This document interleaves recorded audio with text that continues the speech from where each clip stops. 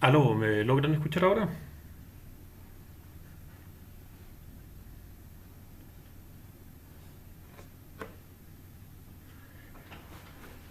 Les pido disculpas por ese pequeño altercado técnico. Vamos a iniciar hoy día nuestro primer webinar de nuestra comunidad de Hacking Red Hat.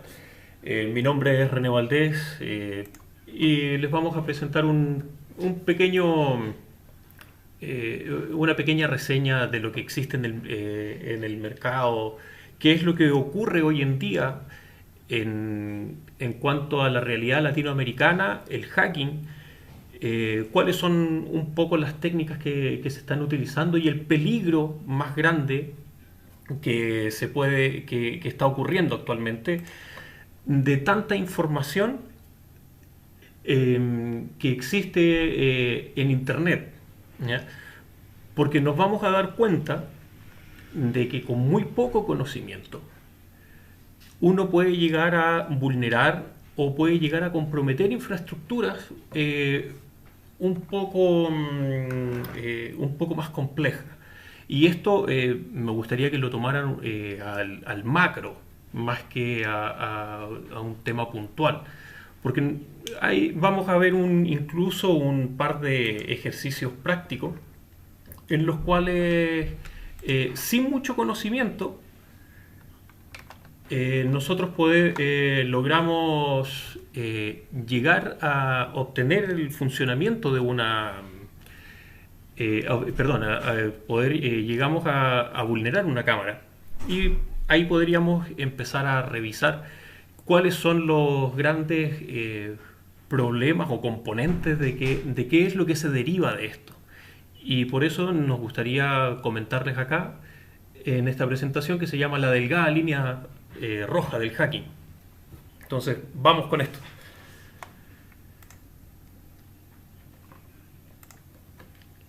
¿Cuáles son un poco de los falsos paradigmas que ocurren hoy en día? Por lo general uno dice, tiene una sensación de seguridad en la cual uno dice, yo no soy informático, a mí no me van a atacar. Entonces, en base a eso, muchas de las empresas o no tienen un departamento informática muy robusto o con mucho conocimiento, o no se preocupan ni siquiera de gestiones, parches, etcétera. Entonces, como aparece en esta presentación, ¿quién quiere atacarnos? No tenemos nada importante, la informática no es nuestro negocio. ¿Y qué ocurre con eso? Las inversiones son reactivas, ya sean firewall, antivirus, licencias. Como ya saben, Windows dejó de dar soporte a grandes sistemas operativos como Windows XP. Entonces, y que actualmente, hoy a 2020, seguimos utilizando esos sistemas operativos, los cuales tienen una cantidad de vulnerabilidades importantes. Entonces, los tiempos de respuesta se vuelven muy malos y las infraestructuras, ya sabemos qué pasa con los ransomware, que las infraestructuras los transforman en temas muy vulnerables, ya sea con programas legacy, de esos que funcionaron alguna vez, quedaron ahí, funcionaron 20 años y nadie los quiere tocar porque siguen funcionando y siguen siendo verticales en la producción de la empresa. ¿Qué ocurre con la informática? La informática es un pequeño ente en el cual, como se podría, tal como muestra en este slide, tenemos nuestro triángulo del delito. Un posible delincuente debe tener un objetivo apropiado y la ausencia de un vigilante, en nuestro caso, sería malas configuraciones, una pésima gestión en la informática, en la protección de la informática. Entonces este sería el llamado triángulo del delito. La ocasión hacia al ladrón. ¿Por qué? Lo vamos a ver un poco más adelante en el ejercicio práctico.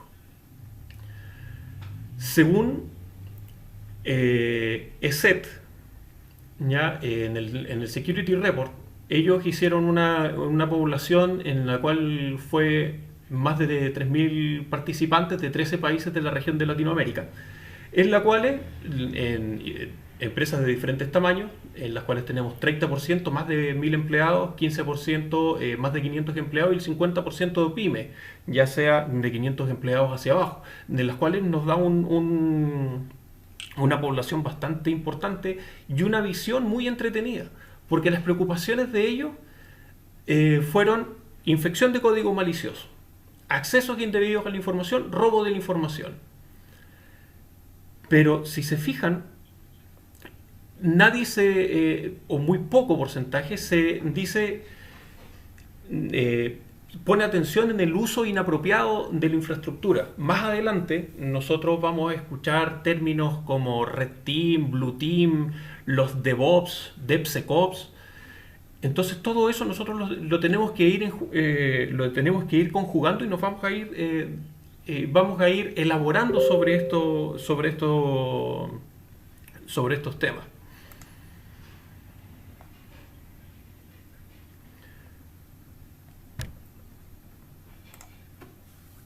Entonces, en estos gráficos, si nosotros podemos revisar la cantidad de incidentes de seguridad por país, aquí tenemos un par de países que fueron evaluados, fueron considerados para este reporte de SER, en el cual nos dice que la infección por malware se lleva el 32%. Ojo, que aquí estamos separando malware con ransomware. Pero no porque el ransomware no sea un malware, sino que hay unos detalles que más adelante vamos a ver y van a estar muy entretenidos. Después tenemos explotación de vulnerabilidades, acceso indebido a aplicaciones, a bases de datos, etc. ¿Qué ocurre con esto? Que nos vamos a dar cuenta que en los años nos vamos a dar cuenta, tenemos que la forma de los atacantes ha mutado. ¿Ya? ¿A qué se refiere esto? 2 de cada 3 empresas tuvo un incidente de seguridad durante el año 2018. ¿Ya? 40% sufrió códigos de infección de códigos maliciosos. Si se acuerdan, 32% de malware en general, 8% de ransomware. ¿Ya? Pero si vemos cuál es la reacción de estas, un 51% de estas empresas solamente aplica parches y actualizaciones de seguridad o de software. Y solo el 29% emplea herramientas de detección de intrusiones. Entonces, de repente uno podría decir, no se condice. Pero eso, nuevamente, eso apunta necesariamente al presupuesto de cada una de las empresas. ¿Ya? Entonces, nosotros si vamos a los temas de gestión, vemos que aquí el que se lleva la gran parte son las políticas de seguridad, que es la gestión. Políticas de seguridad, podríamos decir, educación del usuario final, ¿ya? Políticas de complejidad de contraseña, etc. Pero, si se fijan, un 28% simplemente clasifica su información. Un 33% un plan de continuidad de su negocio. Eso quiere decir de que 33% si se me muere una base de datos puedo esperar 2-3 días en poder recuperarla cuando es un tema crítico. Entonces es ahí donde se vuelve entretenida la informática y el hacking, porque damos todas estas vueltas, porque aquí empezamos con datos un poquitito más duros. Si se fijan, 2016, 2017 y 2018 estamos hablando solo de ransomware aquí, ¿ya? 2017, si ven, tuvo una expansión brutal, o sea, por lo menos un 10, un 12% más que el 2016 y 2018. Arriba en el gráfico 3 podemos revisar los ataques en el 2019. Eso quiere decir de que, por ejemplo, tomemos el ejemplo de México, que si bien el 2018 tuvo 320 detecciones, diferentes variantes, detecciones de diferentes variantes de ransomware, el 2019 tuvo 204, o sea, fue a la baja. Pero el 2018 y 2019 fueron mayores las detecciones de infecciones por coin miner. En otras palabras, que te meten un código y empiezan a minar criptomonedas sobre tu plataforma. Entonces, se vuelve más entretenido porque la detección de coin miners, la ingeniería social, phishing, ha sido uno de los grandes exponentes que ha tenido crecimientos exponenciales en los últimos años. No quiere decir de que el ransomware no esté en boga todavía. Simplemente ha bajado su intensidad y han subido otras. Y hoy en día, con los temas de la pandemia, que estamos todos en cuarentena, todos trabajando remoto, todo esto todos estos números se han visto un poquito más exacerbados. ¿Cuáles son los ataques comunes? Como todos conocemos, los ataques de denegación de servicios y los de denegación de servicios distribuidos. Ataques de phishing, ransomware y otros ataques, como ya habíamos hablado, malware, forma genérica de cualquier software malicioso que tiene como objetivo infiltrarse en un sistema para hacer daño. Incluso hay muchos sistemas que, por ejemplo, son los ghostware, de que tú no tienes idea que están ahí y tienen la capacidad de regenerarse. Entonces se vuelve un poco más complejo en cómo yo los voy atrapando. La finalidad de esta charla definitivamente es dar un concepto del cuidado que debemos tener para más adelante con todo lo que nosotros hacemos con la informática, porque es muy entretenido aprenderla, pero definitivamente tenemos que saber aplicarla, ¿ya? Porque es muy fácil traspasar o transgredir ciertos límites legales que nos pueden comprometer a problemas legales, no solo en nuestro país, sino que con otros países. Y ahora que se viene toda la regulación de la GPDR, por ejemplo, en Europa y los países en Latinoamérica, estamos todavía, por lo menos acá en Chile, estamos tratando todavía de armar algo que suene concreto, algo que suene robusto para protegernos a nosotros mismos. Por ejemplo, ¿cuántos de ustedes han entregado sus datos para la FaceApp? Mucha gente no se da cuenta que entrega sus datos de reconocimiento facial. ¿Y cuántos de ustedes tienen, por ejemplo, sus teléfonos con desbloqueo con reconocimiento facial o con la huella dactilar? Entonces nosotros estamos entregando esos datos a alguien más para que los comercialice. Si leen la política de privacidad, ellos dicen: yo puedo agarrar esta base de datos y venderla. Entonces, ojo con eso. ¿Cuál es la finalidad? Saber si estamos preparados para desafíos tecnológicos, mostrar lo rápido que podemos ser víctimas de una catástrofe si no tenemos los cuidados necesarios. Y obviamente siempre aportar, como es la finalidad de nuestra comunidad Hacking Red Hat, siempre es aportar al conocimiento. Todos nosotros apoyamos los fines educativos. Como sabemos, ¿cuáles son los conceptos básicos de la seguridad de la información? Todos sabemos que la confidencialidad, la integridad y la disponibilidad siempre son lo crucial. Confidencialidad: los datos son míos y solamente necesito entregárselos a la persona que corresponde. La integridad: que la información no sea alterada. Eso es mandatorio. Y la disponibilidad: que esa información que no sea alterada y que solamente la pueda acceder las personas que deba estar disponible, estas personas puedan siempre accesarla. Siempre hay que trabajar sobre esta triada que sería la base de la información. ¿Se acuerdan que habíamos hablado de estoy preparado? ¿Cuáles son las implicancias en las cuales podría ser una mala gestión en la información? Bueno, aquí tenemos tres ejemplos, que esta imagen me gustó mucho, que también viene en el ESET Security Report.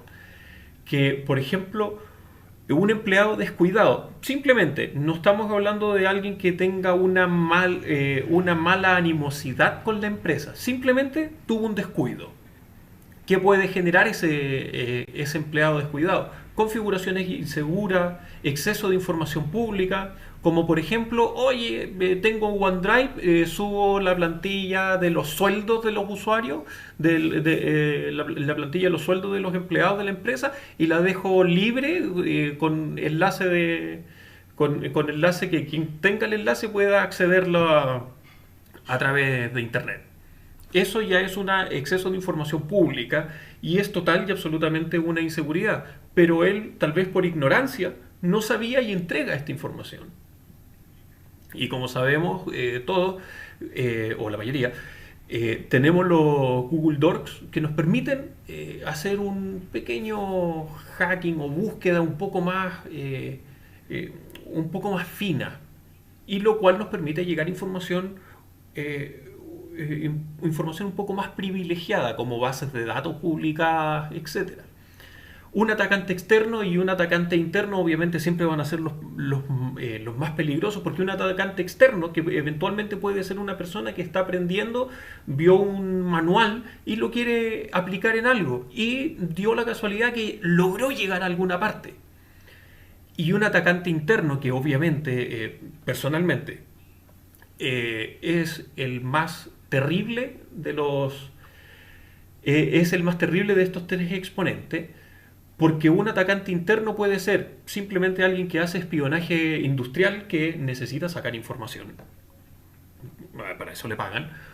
O un atacante interno también puede ser un empleado descontento que quiere hacer daño a la empresa. Entonces ahí hay varias aristas que se vuelven entretenidas. Entonces, nuevamente hay que tener cuidado con los accesos y usos indebidos de la infraestructura, robos de información, privacidad de la información y la interrupción de operaciones. Uh-huh. Entonces, ¿cuáles son los objetivos de los hackers? O algunos de los objetivos de los hackers. Tristemente, la palabra hacker ha sido demasiado manoseada, por decirlo de una forma, y hoy en día hacker tiene una connotación negativa, siendo que hasta donde yo sé y lo que hemos estudiado, hacker es una persona tremendamente curiosa que lo único que quiere es aprender a utilizar ciertos sistemas, aprender a cómo funcionan y cómo poder mejorar ciertos sistemas.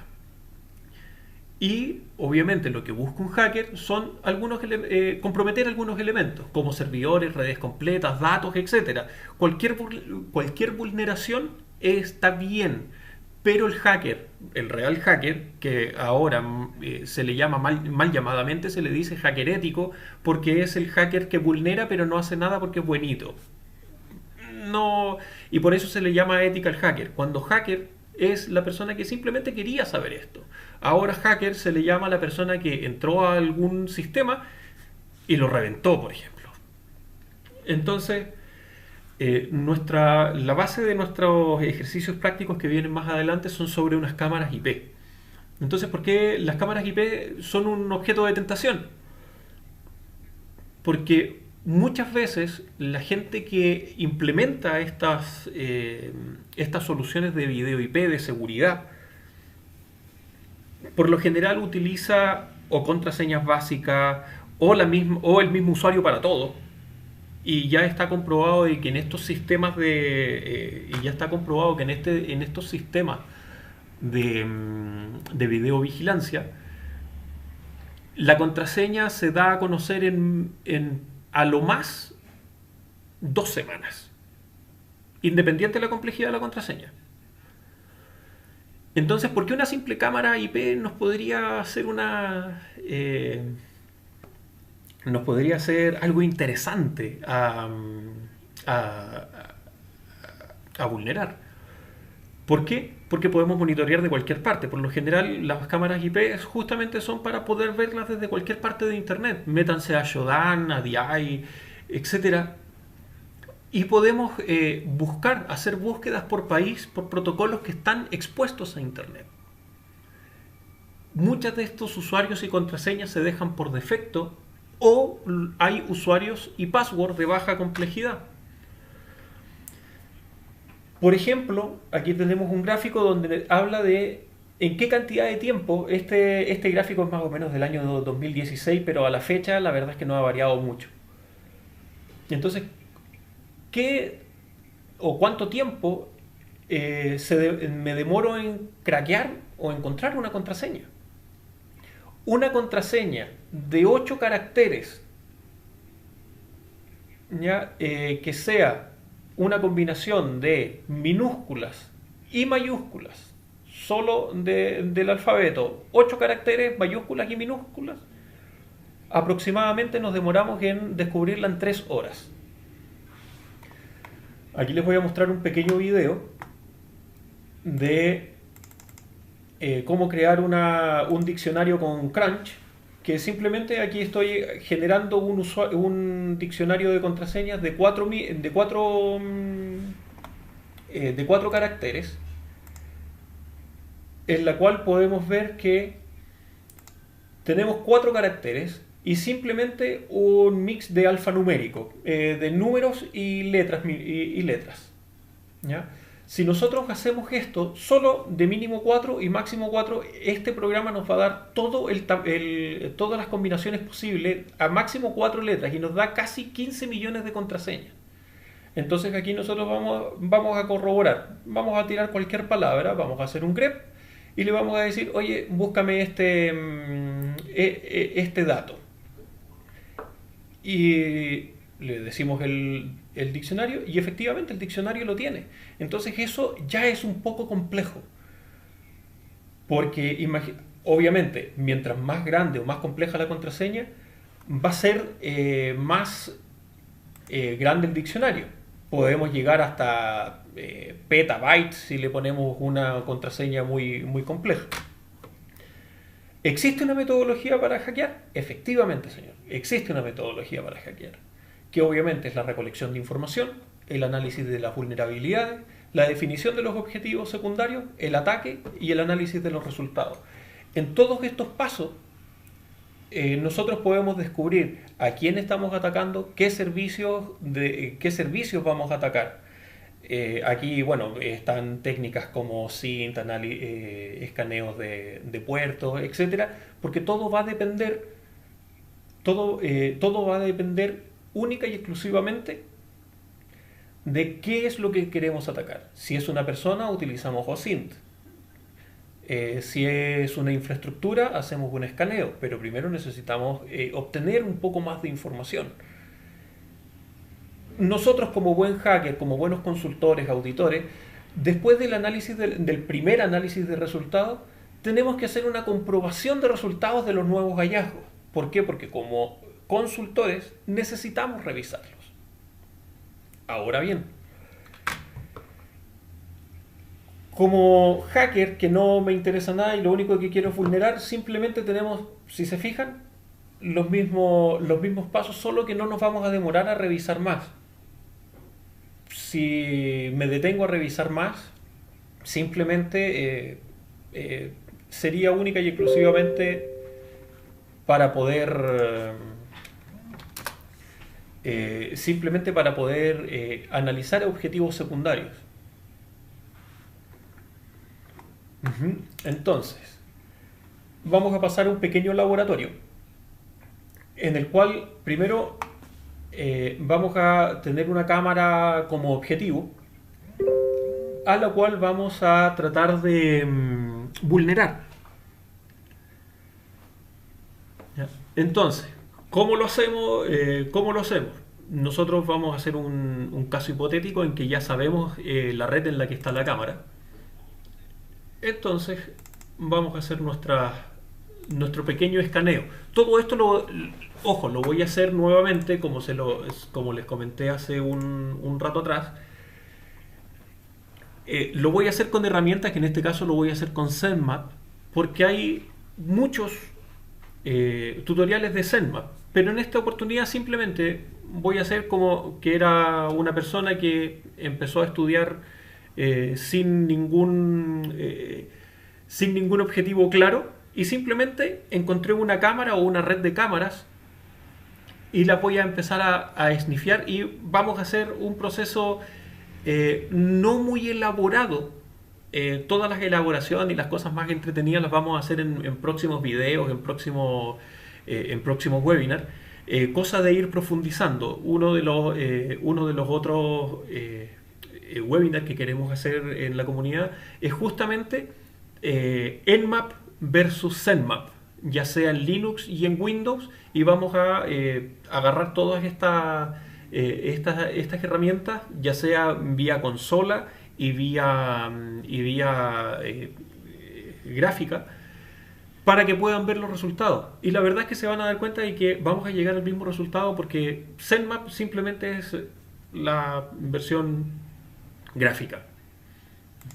Entonces, si se fijan aquí, agarramos la red de la cámara, 2000 años más tarde. hacemos nuestro escaneo y obviamente tenemos que esperar a que termine nuestro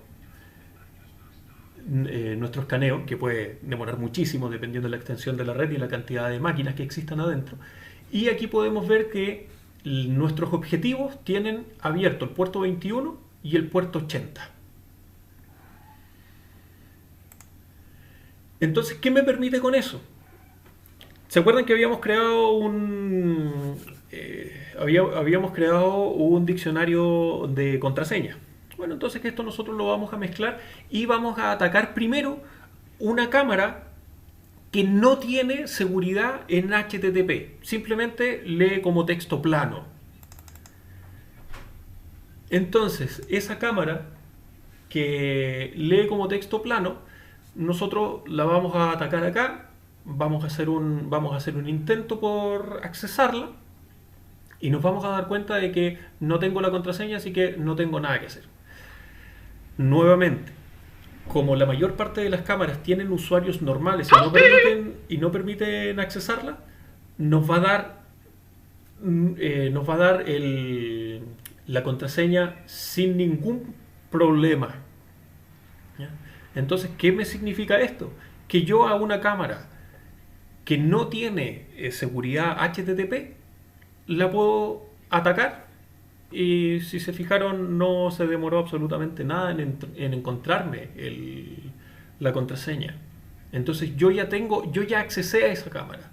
Ahora, de ahí a lo que me permita hacer la cámara, las otras vulnerabilidades que tenga la cámara, se puede volver un poquito más entretenido.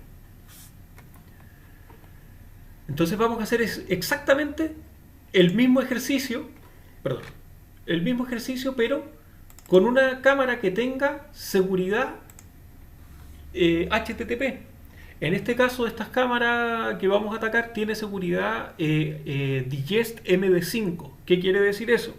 Que tiene un cifrado dentro del servidor de la cámara, de la misma cámara, que cuando se lleva el usuario y la contraseña, lo hace cifrado y le entrega un token al servidor web para que vuelva a entregarlo. Y esto, dependiendo del tipo de cámara, dependiendo de la programación, puede ser como una cookie estática, o puede ser una cookie, o puede refrescar la cookie, o puede refrescar el token. Lo que significa que eso ya me complejiza más el ataque. Y ciertamente no es tan fácil vulnerar un HTTP 10. ¿Ya? Si se fijan acá, me entrega muchos falsos positivos. Entonces,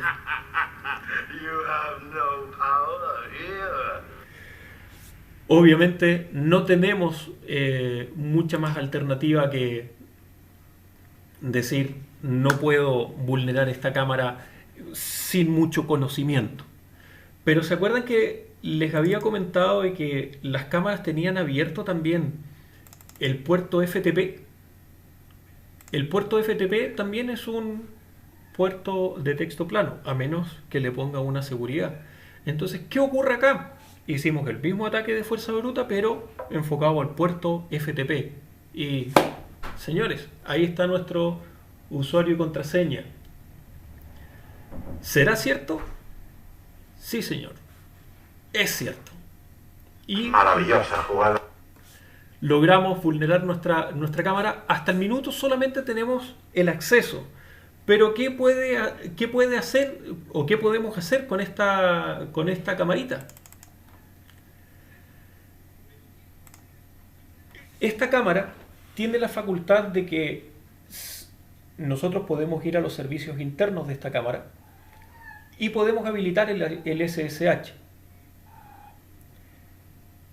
Como podemos habilitar el SSH, con esto ya podríamos ingresar no a través de web, sino que podríamos ingresar directamente al sistema operativo de la cámara, lo cual nos permitiría hacer otras funciones a través de la consola. ¿Y qué nos significa eso de generar actividades sobre la otra consola? Eso lo vamos a ver un poco más adelante.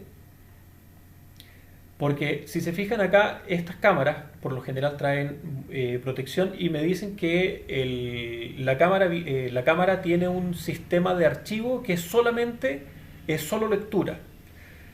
Pero dependiendo de la tecnología que exista en la cámara, nosotros podemos volver a montar el sistema operativo de la cámara para que sea escribible. Entonces la cámara ya es nuestra.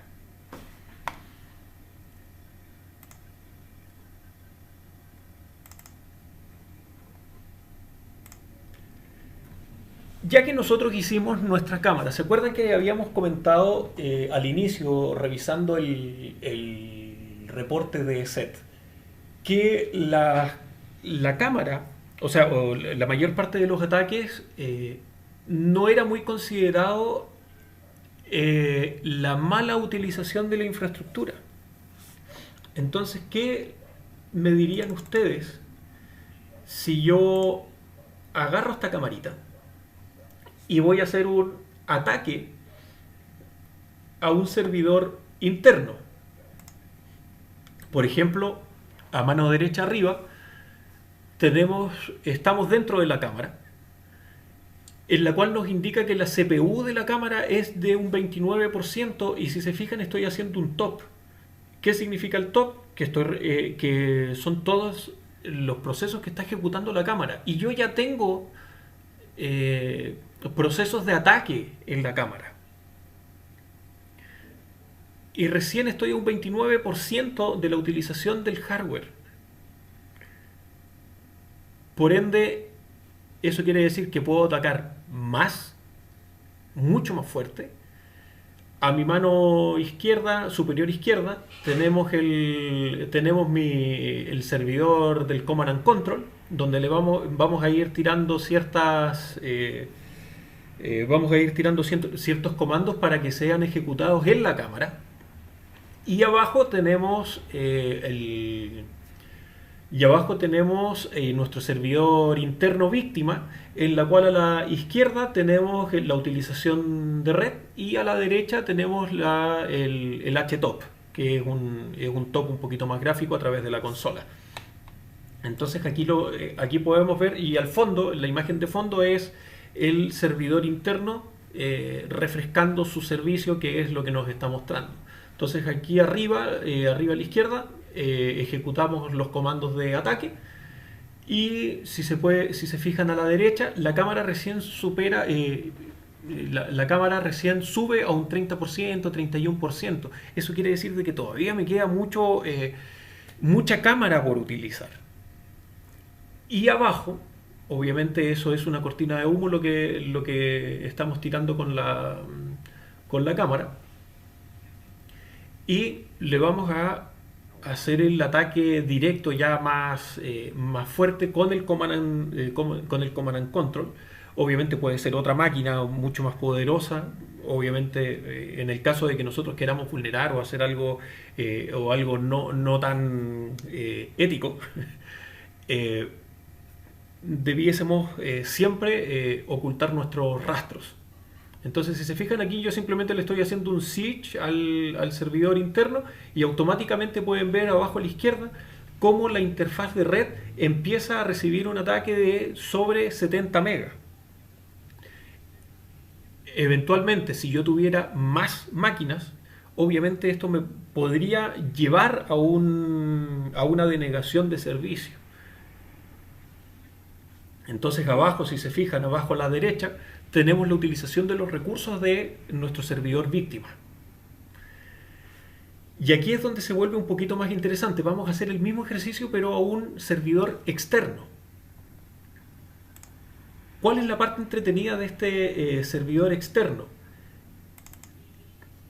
Que un ataque de OS no necesariamente está orientado al servidor mismo para hacer caer al servidor. Podemos, cualquier arista que llegue hasta el servidor que caiga, para hacer que caiga el servidor, es un ataque de denegación de servicio exitoso. ¿A qué me refiero? Para ser un poco más explícito, si el servidor externo que estamos viendo acá tiene un enlace de 10 megas y nuestro ataque colapsa,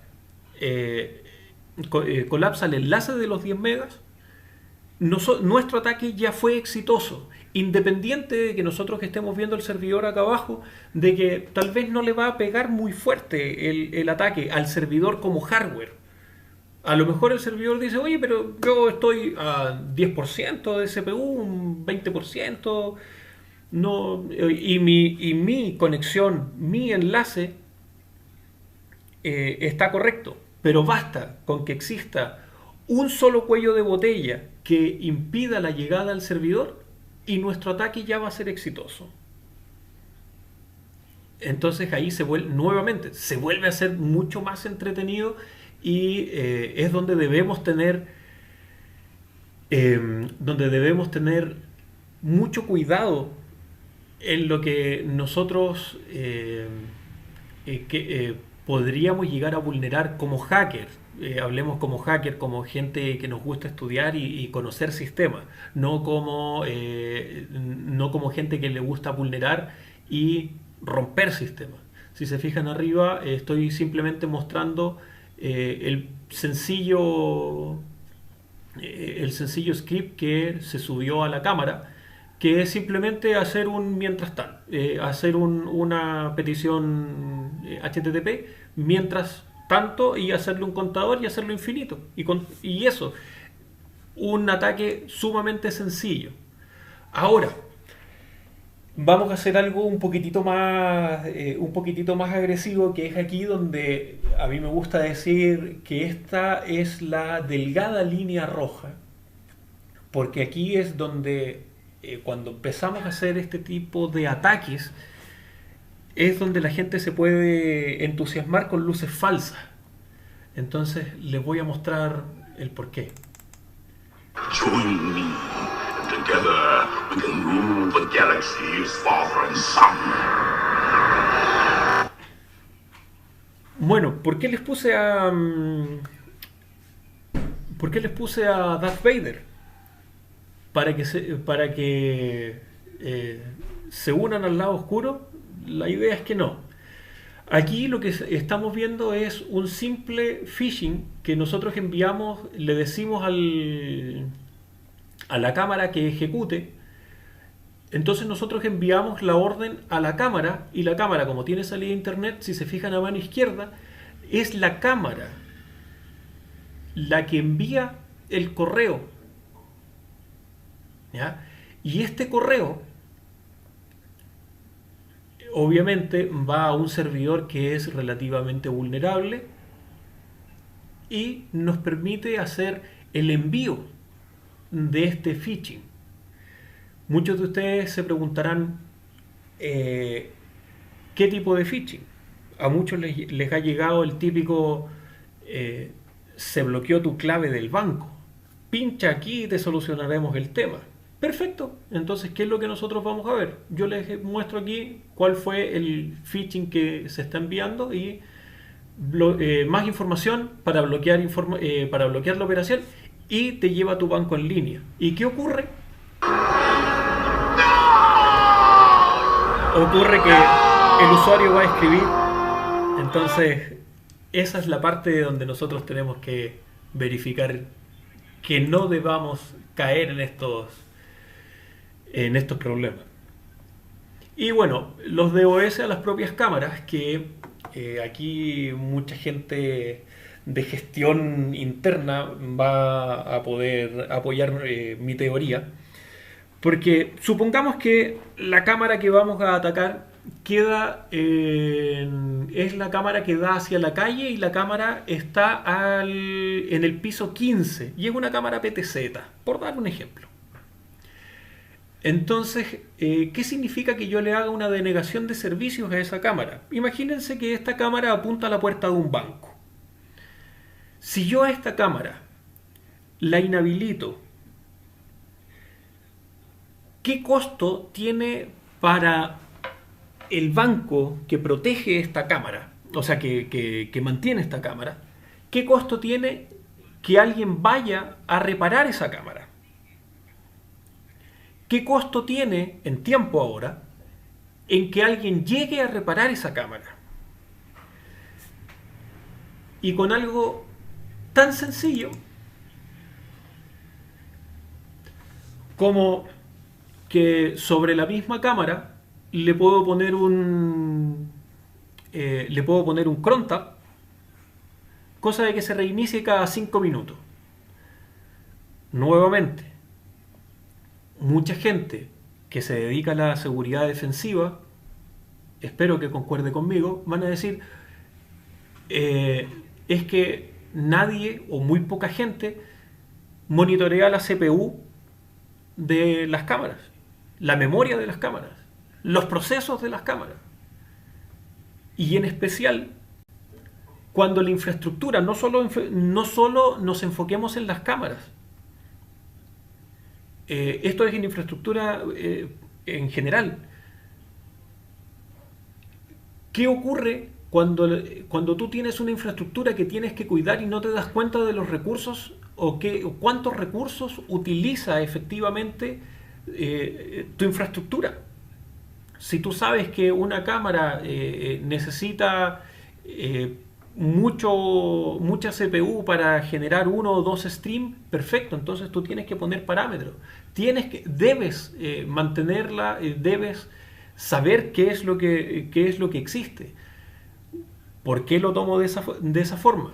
Porque nosotros como consultores y auditores de seguridad tenemos que nos tenemos que mantener atentos a esos parámetros para que no nos vaya a ocurrir alguna catástrofe o que no nos vayan a vulnerar para que no nos vayan a vulnerar nuestra infraestructura. Nosotros como hacker estudioso, por decirlo de alguna forma, de que nos gusta aprender, son cosas que nosotros deberíamos comprender. Ahora me gustaría hacerles unas pequeñas observaciones al spam. ¿Se acuerdan que recién teníamos una camarita que mandaba un spam? Entonces imagínense que nosotros tenemos una cantidad de 3 bots. En otras palabras, 3 cámaras vulneradas que mi servidor Command and Control le manda un mensajito y le dice, oye, manda 3 mensajes por cada minuto. Entonces tenemos que 3 bots mandan 3 mensajes en un minuto. ¿Ya? Entonces eso quiere decir de que tenemos 9 mensajes. Pero esos 9 mensajes en una hora se vuelven en 540 mensajes por hora. ¿Qué pasa si yo tengo una cantidad un poco mayor? Entonces vamos a algo más sencillo. Por ejemplo, si tenemos esos 100 bots y en una hora tengo 100 bots y mando exactamente esos mismos 3 mensajes por minuto. En una hora tenemos 18.000 mensajes. De esos 18.000 mensajes, digamos que 100 de esos mensajes la gente va a caer. Y a esa gente le estamos cobrando $5. Entonces estamos hablando de que son $500 por hora. Por 24, que sería un día, serían $12.000. por un mes de 30. $360.000. No es asqueroso, es obsceno. De repente si dices, oye, es que eso no, mentira, eso no pasa. ¿A cuánto no les llegó este correo? Eh, Perdón, corrijo. ¿A cuánto no nos llegó este correo? A mí me llegaron a 3 cuentas diferentes. Tuvimos más de 5 clientes que nos llamaron y nos dijeron, oye, es que el gerente tanto tuvo este problema. Y esos fueron los que hablaron. Pero realmente, ¿cuántos o cuánta gente pagó sin decir nada? De 18.000 por hora. ¿Encuentran descabellados los números? Entonces eso es lo que debemos tener cuidado. Entonces, como conclusiones, ¿qué podríamos decir? Que hackear un dispositivo es una de las tantas formas de vulnerar la infraestructura. Personalmente, el mayor riesgo está en subestimar o no tomar los resguardos necesarios para prevenir un ataque. El no tener conciencia de cuál realmente pueden ser los golpes, por decirlo de una forma, que puede tener nuestra infraestructura o los golpes que podemos dar a una infraestructura, tal vez por desconocimiento.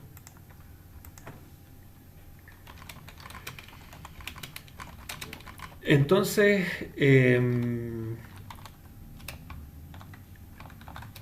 ¿cuál es la idea de esto? Que estemos preparados, seamos conscientes en lo que estudiamos, seamos conscientes en dónde nos vamos a meter y observar. Simplemente observar cuál es el comportamiento, porque con muy poco conocimiento podemos hacer demasiado daño. Espero que en el chat me dejen preguntas y algunas respuestas y las vamos a ir contestando, de a poco, ahora en unos minutos. Y bueno, gracias por tu participación y nuevamente muchísimas gracias y esperamos tenerlos pronto. Ahora vamos con la ronda de preguntas y respuestas. Y además les vamos a presentar la página de nuestra comunidad que ahí Facundo la está preparando. Vamos a ir subiendo toda la información a medida vayan pasando en el transcurso de los días y bueno, muchas gracias. Denme un segundo y les pongo la página.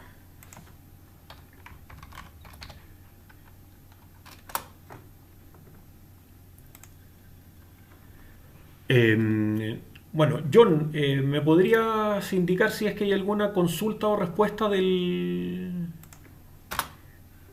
el chat?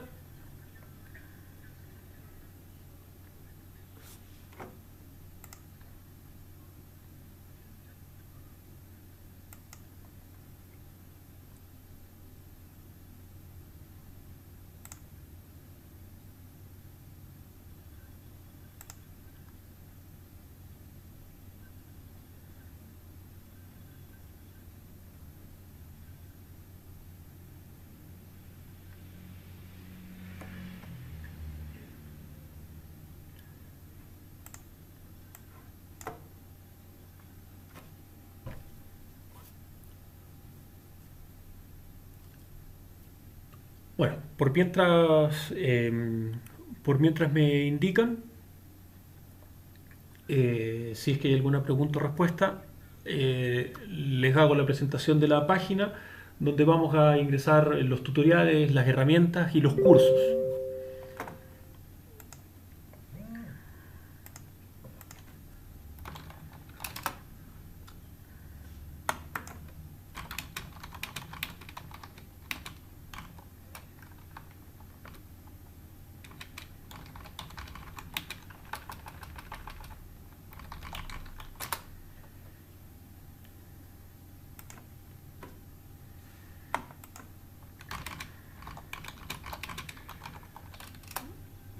Denme un segundo y vamos a contestar. ¿Dónde lo tengo?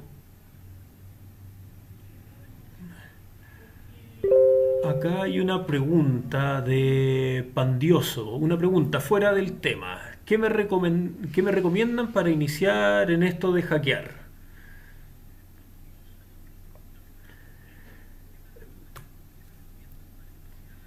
Eh, para hackear, básicamente, ¿qué necesitas? Estudiar mucho. Eh, no hay que espantarse tampoco. Simplemente es entender qué es lo que quieres hacer. Hablemos de hackear. Nuevamente me voy a aferrar a la definición de diccionario de hacker, que es una persona curiosa que gusta de saber cómo funcionan los sistemas informáticos. ¿Para qué? Para mejorarlos, para hacer ingeniería inversa, para tener una finalidad sobre lo que estamos, para lo que queremos aprender.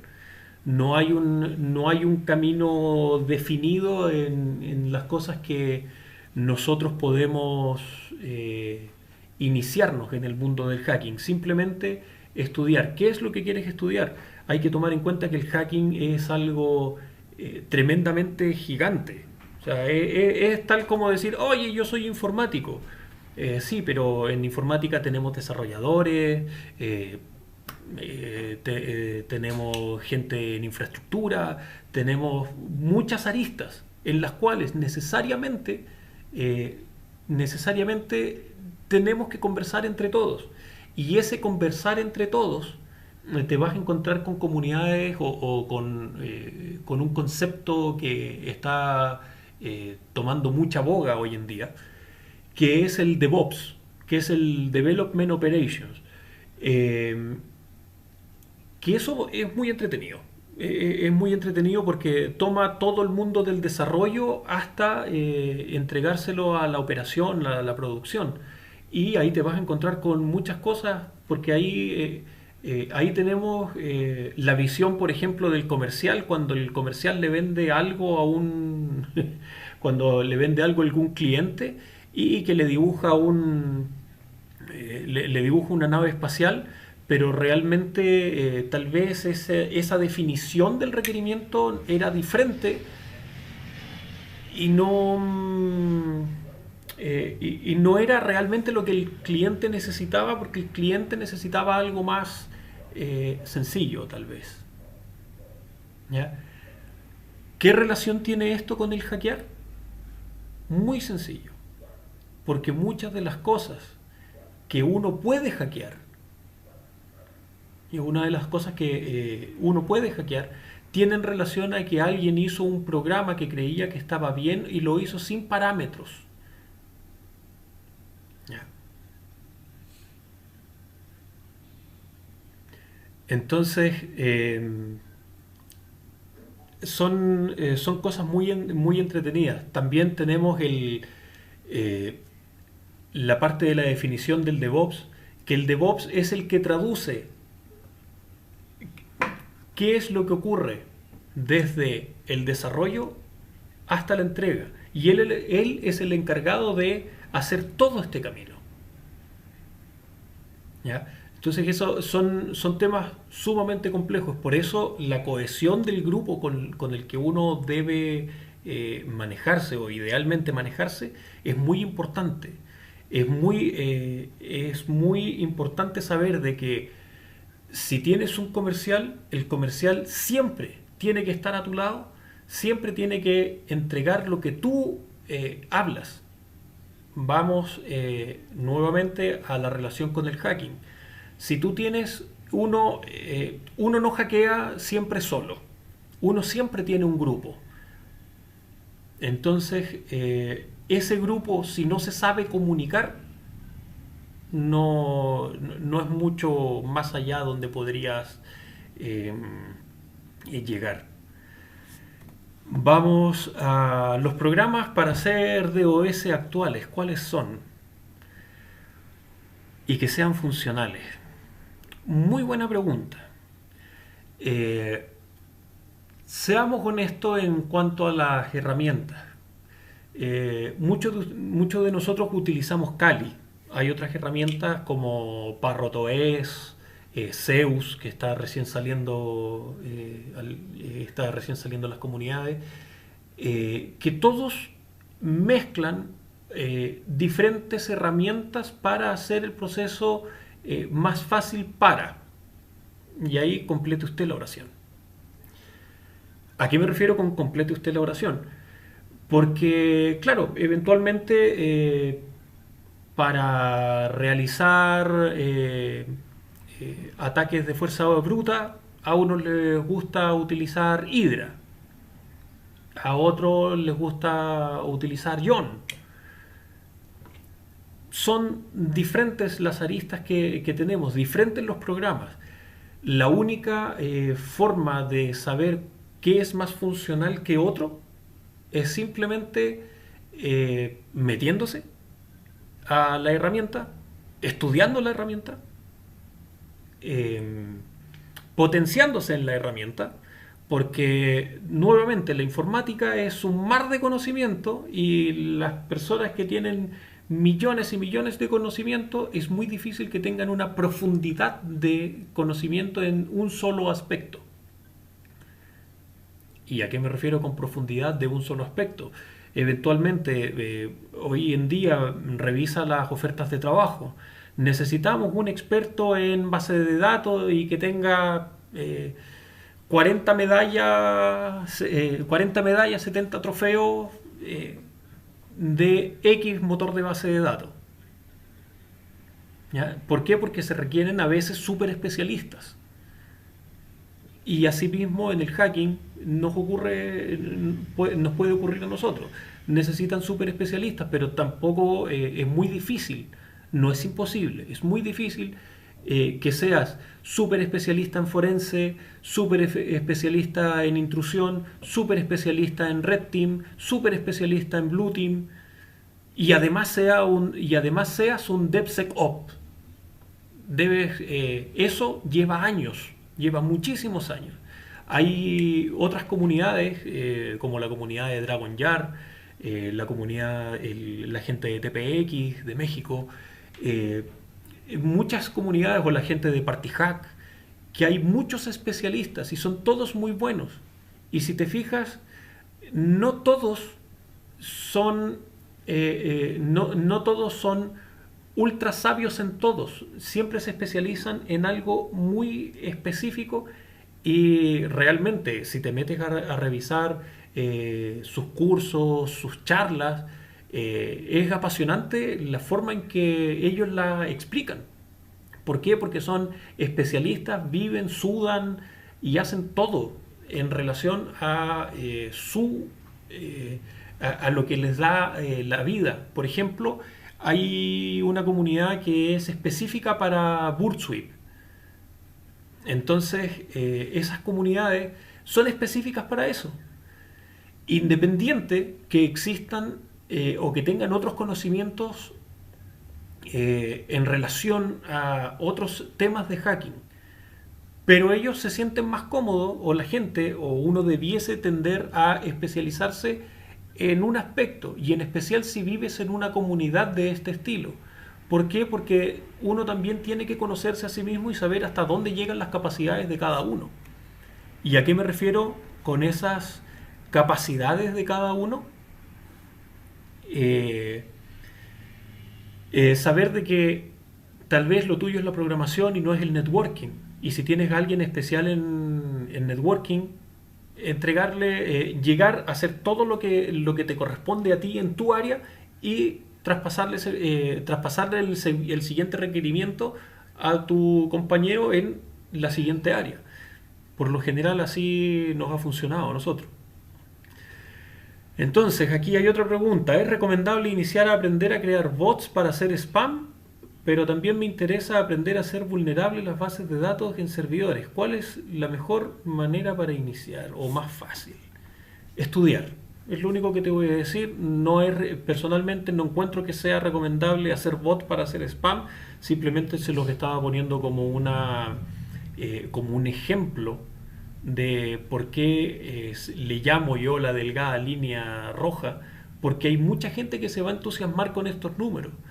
Pero debes tener en cuenta y debes tener claro de que esto puede llevarte una penalizaciones legales y nuevamente hay eh, ciertos procesos de protección de datos que se están haciendo a nivel mundial como la GPDR en las cuales te van a poder poner una demanda simplemente porque si tu país se suscribe a cierto protocolo te va a poder llegar una demanda. Y si tú te quieres arriesgar, hágalo. Nosotros, como comunidad de Hacking Red Hat, lo único que hacemos es entregar la educación y cuáles pueden llegar a ser eh, eh, cuáles pueden llegar a ser sus penalidades. Nosotros queremos mostrarle a la gente qué es lo que se puede hacer, pero debes tener en cuenta de que hay una responsabilidad gigante detrás de todo esto del hacking. Así que eso de recomendable iniciar a aprender bots para hacer spam, no, no es recomendable, porque te van a pillar fácilmente. Ujú. Así que eso, muchachos. Eh, ¿Alguna otra pregunta? ¿Alguna otra consulta sobre la comunidad, sobre la charla? Quedo atento a sus preguntas.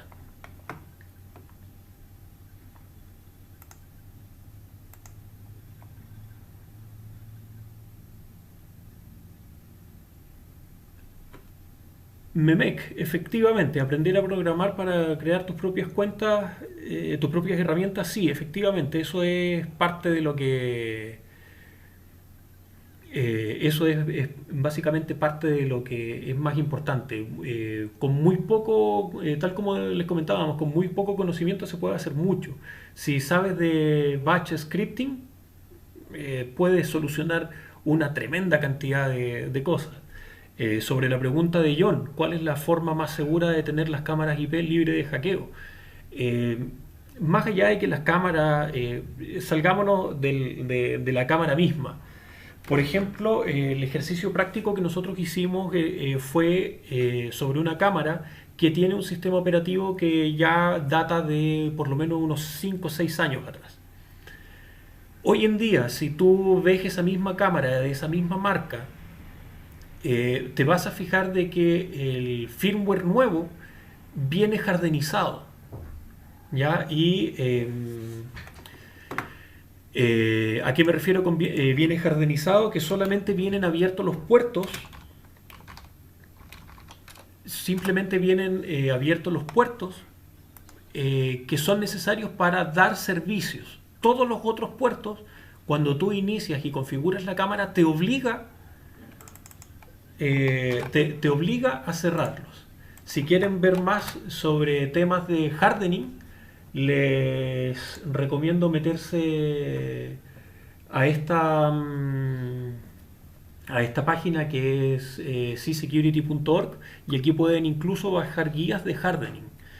No son menores para todos los sistemas operativos y muchas otras cosas. Es muy entretenido. Es muy, muy entretenido. ¿Qué área de ciberseguridad puedo evitar?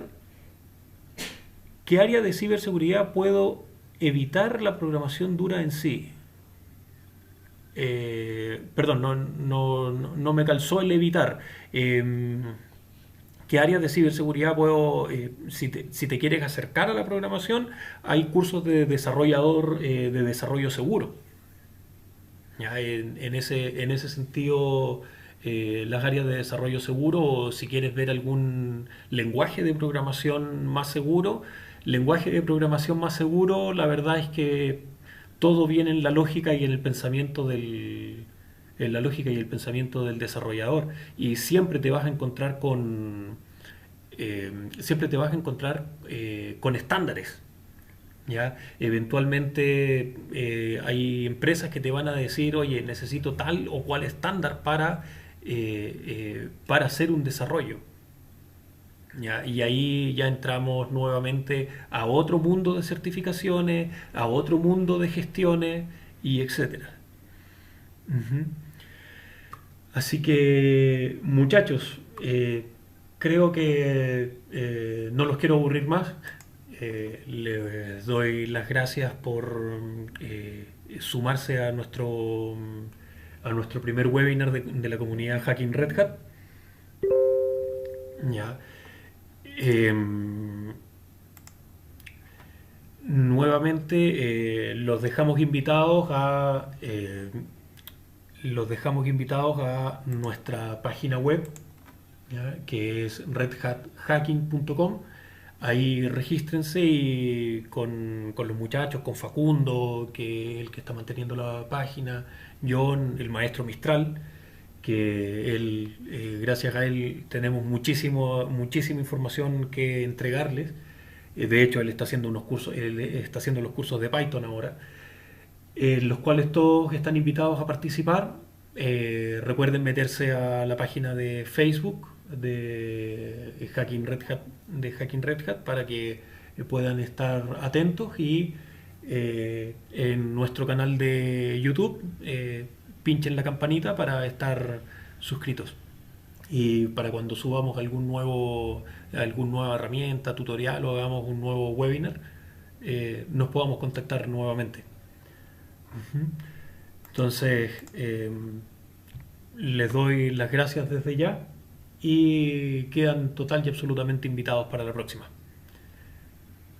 Que tengan muy buena tarde y hasta pronto.